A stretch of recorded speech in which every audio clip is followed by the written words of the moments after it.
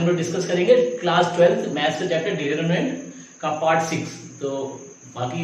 Part जो है 1 2 3 4 5 जिन बच्चों ने ना देखे उनको देखें। उसमें 4.1 2 3 4 5 के अकॉर्डिंग में सॉल्यूशन है और प्रॉपर्टीज हैं। आज हम लोग डिस्कस करेंगे एक्सरसाइज 4.6 के अकॉर्डिंग में। तो 4.6 में applications of determinant and matrix है।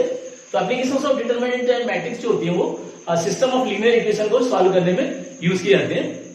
या बोल सकते हैं एप्लीकेशन ऑफ डिटरमिनेंट और मैट्रिक्स जो है वो सिस्टम ऑफ लीनियर इक्वेशन के सॉल्यूशन के अकॉर्डिंग होते हैं, वो उन्हीं को बोलते हैं एप्लीकेशंस। तो इसमें हमें जैसे system of linear equations consistent है कि नहीं है, इनकंसिस्टेंट है, तो सबसे पहले ये फाइंड करना होता है। तो सबसे पहले ये जानेंगे कि कंसिस्टेंस और इनकंसिस्टेंट क्या होते हैं। यहाँ पे देखिए कंसिस्टेंट होगा, कंसिस्टेंट सिस्टम। कंसिस्टेंट सिस्टम कौन से होते हैं, क्या बोलेंगे, ए system is said to be consistent if the system of equation exists। यानी सिस्टम ऑफ इक्वेशन एग्जिस्ट करेगी, यानी डिटरमिनेंट ए की वैल्यू अगर 0 जो है नहीं है तो वो जो है कंसिस्टेंट होगा या एग्जिस्ट करेगी, ऐसे बोल सकते हैं। तो वो जो है एग्जिस्ट करेगी तो कंसिस्टेंट है। और इनकंसिस्टेंट क्या होगी, इनकंसिस्टेंट सिस्टम क्या बोलेंगे, कि system is said to be inconsistent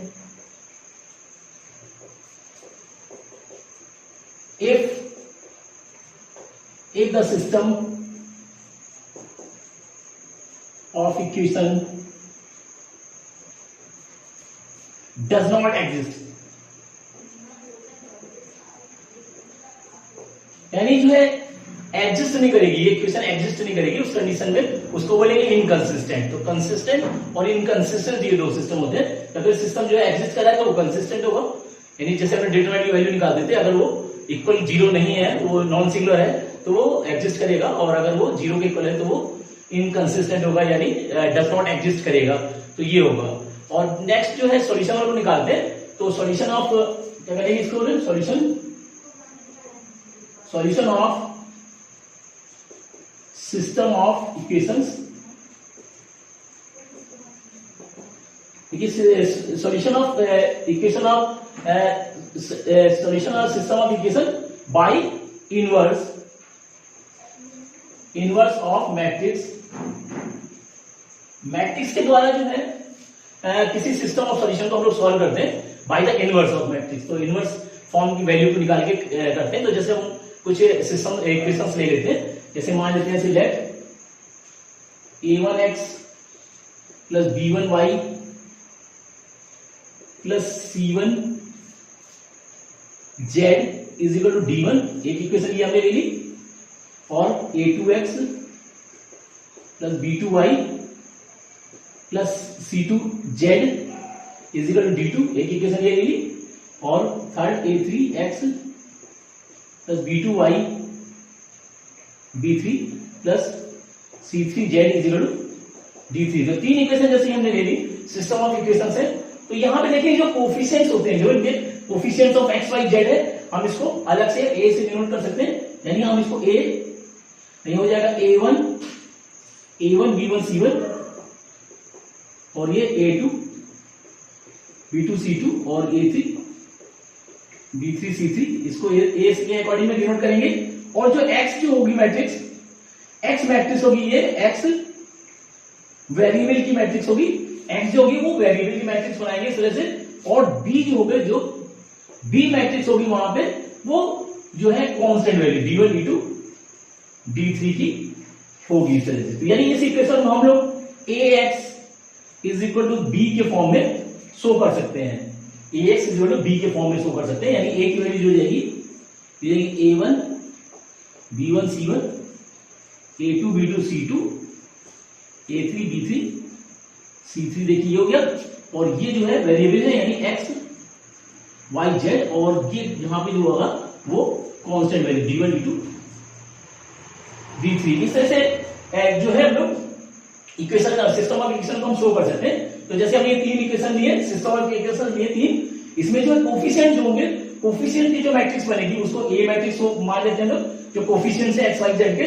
और जो वेरिएबल्स हैं यानी एक्स वाई जेड उसकी जो मैट्रिक्स बनेगी उसको एक्स से डिनोट करेंगे, और जो कांस्टेंट वैल्यू है d1 d2 d3 उसको बी मैट्रिक्स से डिनोट करेंगे। अब ये तीनों को अगर कंबाइन करते हैं तो ax b के फॉर्म मिलेंगे। देखिए ये कोफिशिएंट होगा, ये वेरिएबल होगा और ये कांस्टेंट वैल्यू होगी। अब इनकी तीनों की वैल्यू लगा तो ये कंडीशन बनती है।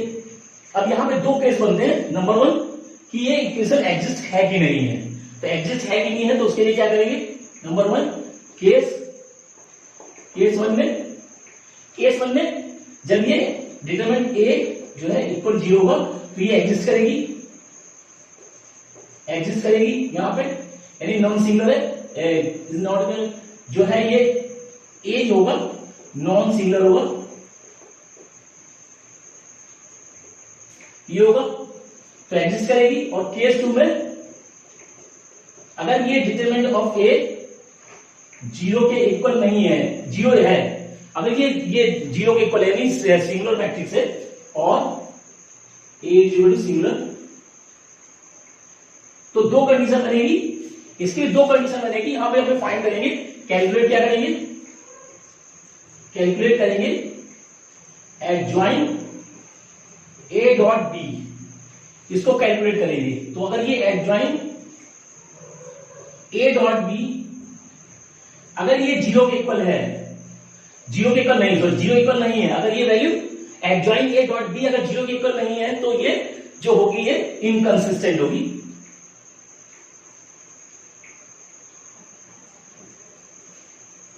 इनकंसिस्टेंट होगी। और सेकंड कंडीशन बनेगी, अगर ये एडजॉइन a डॉट b अगर 0 के इक्वल है, अगर ये वैल्यू 0 के इक्वल है, अगर एडजॉइन a डॉट b अगर 0 के इक्वल है तो दो कंडीशन बनेगी। तो ये दो कंडीशन क्या होगी, आइदर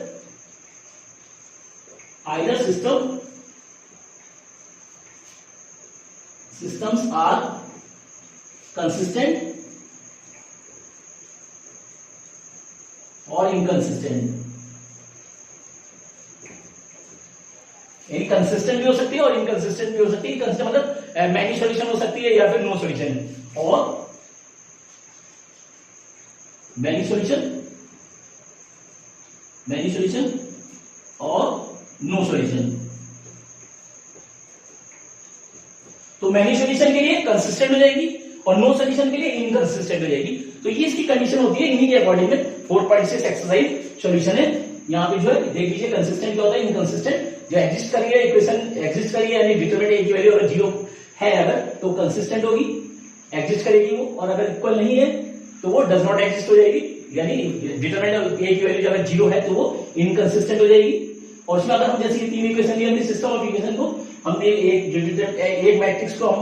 a से जोड़ करेंगे, कोफिशिएंट्स की एक मैट्रिक्स बनेगी। सेकेंडली जो वेरिएबल है उसकी x मैट्रिक्स, और b जो है वो कांस्टेंट वैल्यू भी होगी। अब इन तीनों को कंबाइन अगर करते हैं तो ax is equal to b, देखिए यहाँ पे ये कोफिशिएंट्स है, a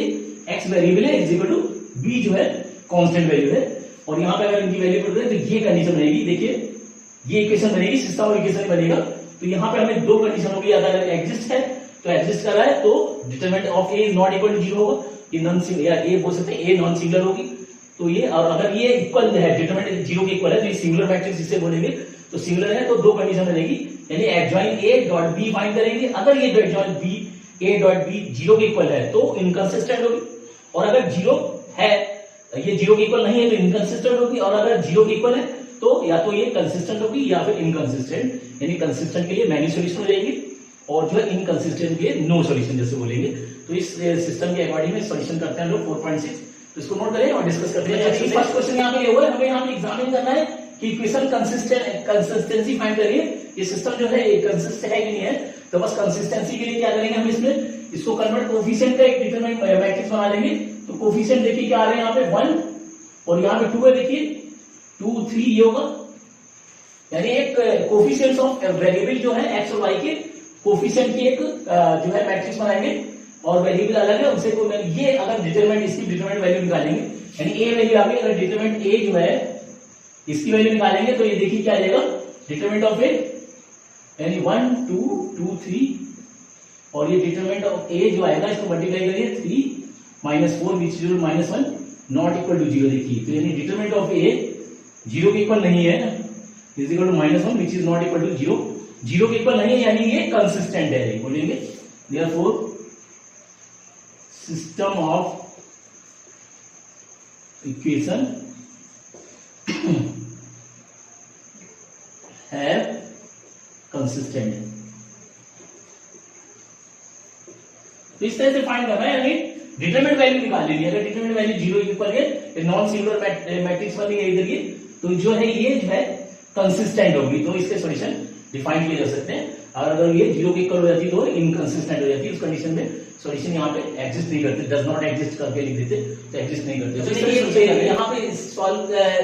फर्स्ट से लेके 6 तक तो कंसिस्टेंसी फाइंड करनी थी। तो जैसे मैंने बताया था फर्स्ट क्वेश्चन, उसी के अकॉर्डिंग में कंसिस्टेंसी यानी जो कांस्टेंट वैल्यूज है या coefficients of x y z में है उनकी एक मैट्रिक्स बना के और उसकी जो है कंसिस्टेंसी फाइंड कर लेंगे, यानी उसकी डिटरमिनेंट वैल्यू निकाल लेंगे। अगर वो वैल्यू 0 के इक्वल नहीं है तो कंसिस्टेंट होगा, अगर वो इक्वल 0 के है तो वो इनकंसिस्टेंट हो जाएगा। तो फर्स्ट से लेके 7 तक 6 तक ये करना था। 7 क्वेश्चन में देखिए यहाँ पे दिया हुआ है, थोड़ा चेंज है, solve the system of equations using matrix method. तो मैट्रिक्स मेथड को यूज करके इसका जो है सॉल्यूशन फाइंड करना, वही इनवर्स वैल्यू जो निकाल के इनवर्स ऑफ मैट्रिक्स के अकॉर्डिंग, जैसे कि हमने डिस्कस किया था प्रॉपर्टी। तो यहाँ पे मैट्रिक्स बनाएंगे जैसे भी मैंने बताया प्रॉपर्टी के अकॉर्डिंग में, तो कोफिशिएंट्स ऑफ वेरिएबल की मैट्रिक्स है और उसके बाद जो है वेरिएबल की मैट्रिक्स और जो है बाद में कांस्टेंट वैल्यू की। यहाँ पे ए जो आ रहा है देखिए क्या आएगा सॉल्यूशन में, ए देखिए आ गया 5 2 7 3, देखिए ये तो आ गया जो कोफिशिएंट का की मैट्रिक्स, और इसके बाद एक्स देखिए एक्स और वाई के फॉर्म है, और बी जो आएगा कांस्टेंट वैल्यू यानी 4 और 5। तो ये मैट्रिक्स बनेगी। तो सबसे पहले पता करेंगे कि कंसिस्टेंट है कि नहीं, तो डिटरमिनेंट वैल्यू निकालें इसकी। तो देखिए क्या हो जाएगा, 5 3 15 -14 which is equal to 1 not equal to 0, यानी कंसिस्टेंट है। Therefore system of equation as consistent. तो सबसे पहले कंसिस्टेंसी फाइंड करेंगे, इसके बाद इनवर्स फॉर्म में निकालना है। तो इनवर्स फॉर्म में निकालने के लिए यहाँ कंडीशन होती है a is equal to a into x is equal to b, या बोल सकते हैं और x is equal to a inverse b, ये कंडीशन लगेगी। इस इक्वेशन में हमें लगाना है, देखिए इस इक्वेशन में हमें a इनवर्स की वैल्यू और b की वैल्यू पुट करेंगे तो x की जो है वैल्यू आ जाएगी। तो a इनवर्स निकालना, तो a इनवर्स निकालने के लिए देखिए a दिया हुआ है 5 2 7 3। तो पहले इसका एडजॉइन निकालेंगे, क्योंकि a इनवर्स की वैल्यू क्या होती है, देखिए a इनवर्स हम लोग निकालते थे तो क्या होता है 1 upon determinant of a adjoin of a। तो ये वैल्यू हमें इसका सॉल्यूशन फाइंड करना, इनवर्स निकालना होगा, तो ये प्रॉपर्टी लगेगी। तो सबसे पहले देखिए डिटरमिनेंट की वैल्यू क्या आ गई यहाँ पे 1, इसके बाद एडजॉइन a निकालना पड़ेगा। तो एडजॉइन a निकालने के लिए कोफैक्टर्स निकालेंगे हर एलिमेंट की, तो यहाँ पे कोफैक्टर्स निकाल लें तो ये हो जाएगा एडजॉइन a। देखिए क्या होगा कोफैक्टर्स देखिए हो जाएगा पहले का a11 देखिए 1 है तो 1 डायरेक्ट कर सकते हैं, 1 + 1 यानी प्लस हो जाएगा, 2 है तो प्लस हो जाएगा, और ये वैल्यू जो होगी इसकी 3 होगी। ऐसी a12 निकालेंगे तो 3 है, देखिए मतलब ऑड है तो माइनस हो जाएगा, और इसकी वैल्यू जैसे फाइंड करेंगे तो 7 आएगा इस टाइप से। और a21 देखिए ये भी ऑड है, 2 + 1 यानी 3 माइनस हो जाएगा, और इंटू इसकी निकालनी है तो हमकी वैल्यू आएगी 2 -2। ऐसे a22 निकालेंगे तो इवन नंबर है, 2 + 2 यानी 4 इवन नंबर है, तो लास्ट वाले निकालेंगे तो लास्ट वाले में क्या आएगा, ये देखिए 5 आ जाएगा, ये आ गई। तो यानी जो मैट्रिक्स बनेगी कोफैक्टर्स की, कोफैक्टर की मैट्रिक्स यहां बनाते हैं, देखिए a बराबर आ जाएगा, ये आ गई 3 7 -2 5 ये, और इसका जो एडजॉइन निकालेंगे देयरफॉर एडजॉइन ऑफ a जो है इंटरचेंज करेंगे तो 3 7 -2 5, ये देखिए जो है रो और कॉलम को इंटरचेंज कर दिया, ये आ गई। अब इसके बाद यहाँ पे इनवर्स निकालेंगे तो a इनवर्स देखिए 1 upon determinant a adjoin a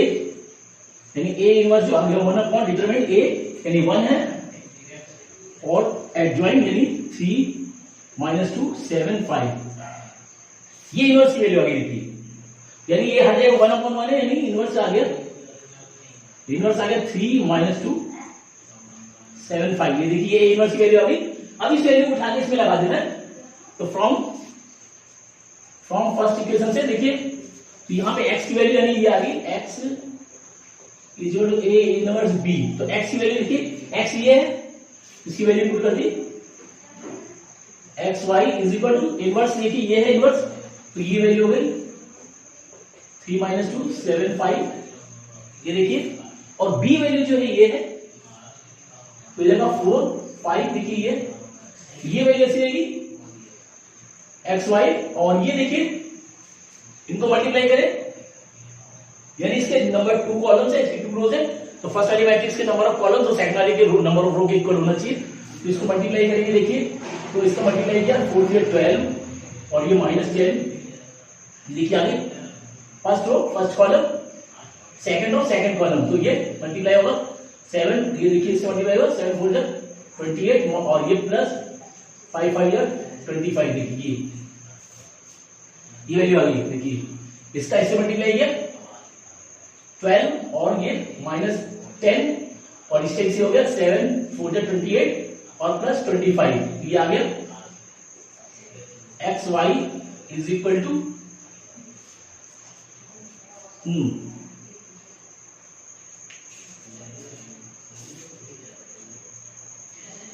तो इसको ये आप सिंप्लीफाई करें देखिए xy और ये माइनस जाएगा 12 - 10 यानी वैल्यू आ गई 2 और यहाँ पे देखिए 28 माइनस के और प्लस के 25 ये सब्ट्रैक्ट करेगा तो वैल्यू क्या आ गई -के 3 तब ये कंपेयर करें देखिए एलिमेंट से एलिमेंट को यानी x बराबर आ गया 2 और y जो आएगा -3 आएगा तो ये जो होंगे इसके सॉल्यूशन होंगे इस टाइप से देखिए तो बस यहाँ पे इसको क्या लेना है ax = b के फॉर्म में ले लेना है इनवर्स वैल्यू निकालेंगे तो डिटरमिनेंट हम एक मैट्रिक्स जो निकालेंगे कांस्टेंट वैल्यू की कोफिशिएंट्स की ये आ गई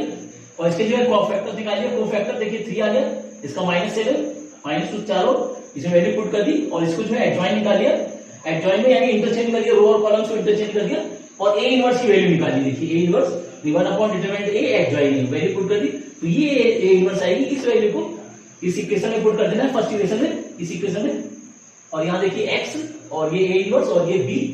और दोनों मल्टीप्लाई करें क्योंकि number of first row first column ये आ गई सेकंड रो सेकंड कॉलम तो वन सिंगल ही है वो देखिए ये कॉलम क्या पड़ी ये एस्टेक्स और सेकंड जो एलिमेंट आएगा फर्स्ट रो फर्स्ट कॉलम ये और फिर सेकंड रो फर्स्ट कॉलम नीचे वाली वैल्यू आ जाएगी और इसको सिंपलीफाई करके कंपेयर करेंगे तो ये x और y की वैल्यू आ जाएगी तो इसे सॉल्यूशन करना है पहले क्वेश्चन यहां पे आपने तो इसमें भी ये है कि कंडीशन वही है मैट्रिक्स मेथड से यहां पे जो है सिस्टम ऑफ सॉल्यूशन को इक्वेशन को सॉल्व करना है तो सेम वही प्रोसेस वही है कि जो कोफिशिएंट्स वगैरह है वेरिएबल कोफिशिएंट्स है उनका एक मैट्रिक्स बना लेंगे और फिर वेरिएबल की और जो है कांस्टेंट वैल्यू की तो यहाँ पे सॉल्यूशन निकालेंगे देखिए सॉल्यूशन में ए देखिए क्या आ रहा है यहाँ पे 3/3 की मैट्रिक्स बनेगी 1 -1 और 1 ये देखिए और ये आगे 2 + 1 और ये -3 और 1 1 1 ये देखिए दो कोफिशिएंट्स क्या आ गए इसके बाद x देखिए x कौन सी मैट्रिक्स बनेगी वेरिएबल की x y z 3 वेरिएबल्स है और b जो है कांस्टेंट वैल्यू की ये क्या आ रहा है 4 0 2 ये वैल्यू तो सबसे पहले यहां पे कंसिस्टेंसी फाइंड करेंगे कि कंसिस्टेंट या इनकंसिस्टेंट है इसकी डिटरमिनेंट वैल्यू निकालेंगे डिटरमिनेंट ऑफ a निकालेंगे यहां पे देखिए तो इसको एक्सपेंड कर दें तो ये हो जाएगा 1 देखिए 1 और ये वैल्यू इसको मल्टीप्लाई करें 1 हो जाएगा 1 और माइनस +3 ये और यहाँ पे माइनस माइनस प्लस हो जाएगा प्लस के 1 और ये जो है इसको कवर करेंगे तो ये इसका मल्टीप्लाई इससे होगा देखिए इसको कवर करेंगे और ऊपर वाले को कवर करेंगे तो इसका मल्टीप्लाई इससे तो 2 1 जाए 2 और ये माइनस माइनस प्लस के 3 और फिर लास्ट में 1 और ये इसको कवर करेंगे देखिए तो 2 1 जाए 2 -1 ये वैल्यू तो ये डिटरमिनेंट वैल्यू आ गई 4 देखिए और प्लस ये 5 आ गई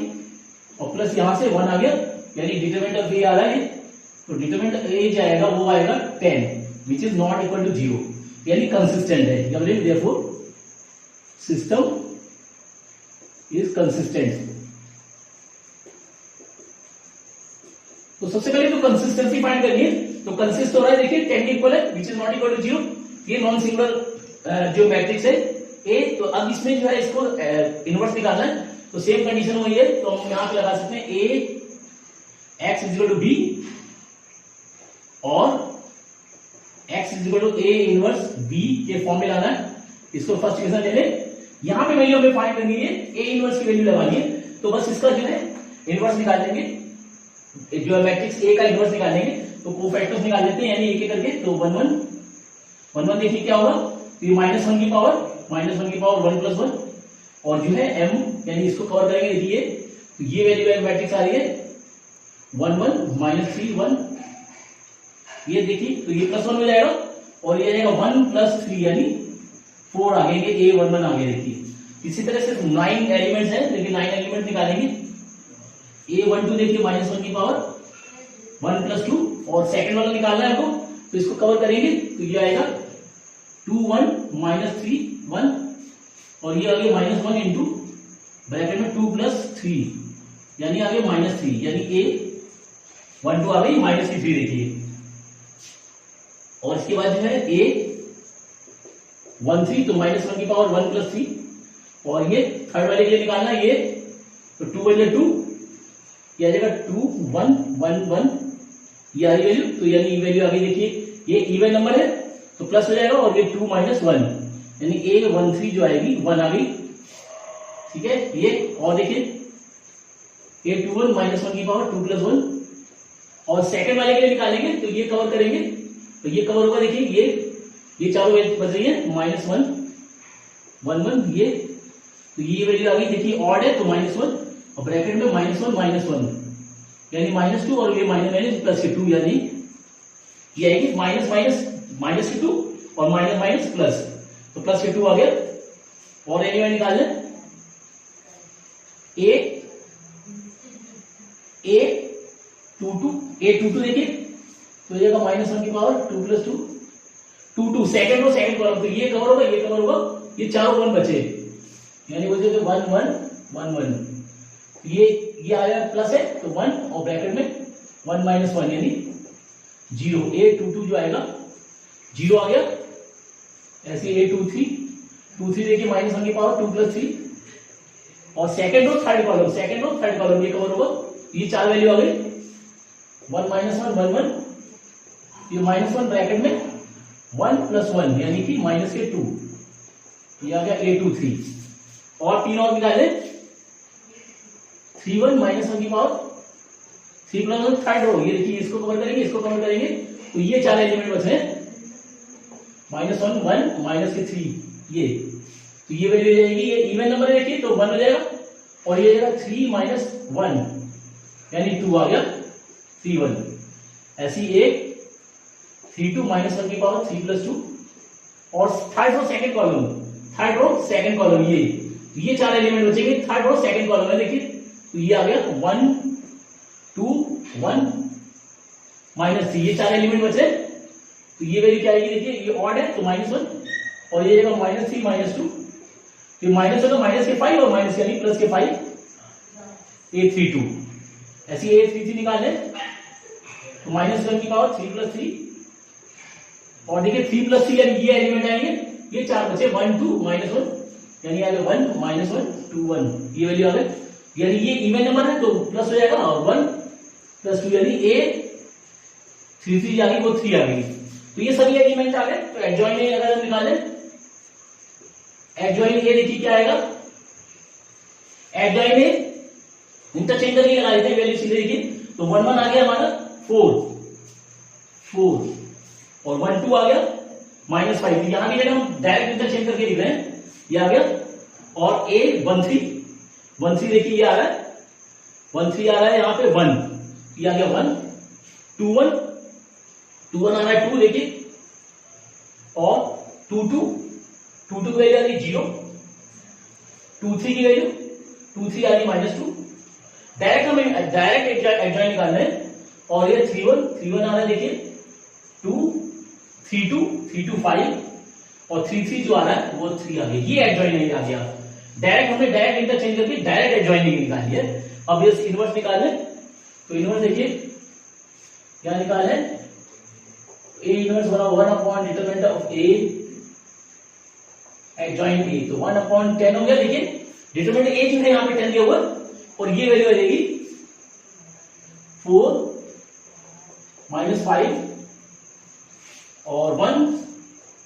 2 0 माइनस 2 और वैल्यू आ गई 253,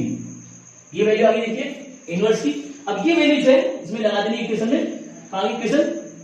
इसी इक्वेशन में लगा देनी, इनवर्स वाले ने इस वाले में इसमें लगा देनी यहाँ पे वैल्यू को। तो x की वैल्यू क्या आ जाएगी,